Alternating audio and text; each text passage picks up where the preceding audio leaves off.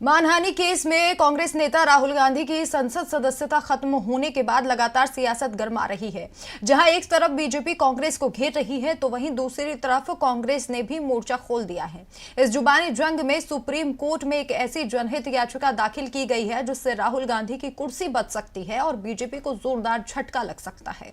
कांग्रेस नेता राहुल गांधी के 2 साल पुराने बयान को लेकर सूरत कोर्ट का जो फैसला आया उससे सियासी पारा गर्मा गया है। संसद सदस्यता खत्म होने के बाद कांग्रेस लगातार मोदी सरकार को घेर रही है। वहीं अब राहुल के समर्थन को लेकर कोर्ट का दरवाजा खटखटाया गया है। पार्टी की ओर से जनप्रतिनिधित्व कानून 1951 के सेक्शन 8 के भाग 3 को सुप्रीम कोर्ट में चुनौती दी गई है। इस सेक्शन के तहत किसी जनप्रतिनिधि के किसी मामले में दोषी करार होने और कम से कम 2 साल की सजा मिलने पर उसकी संसद सदस्यता अपने आप खत्म हो जाती है। इस याचिका में यह कहा गया है कि अपराध किस प्रकार का है और कितना गंभीर है ये देखे बिना जनप्रतिनिधि की सदस्यता खत्म कर देना प्राकृतिक न्याय के खिलाफ है। याचिका में कहा गया है कि जनप्रतिनिधित्व एक्ट 1951 का सेक्शन 8 भाग 3 भारतीय संविधान की शक्ति के दायरे से ही बाहर है, क्योंकि ये इसी एक्ट के सेक्शन 8(1), 8(a),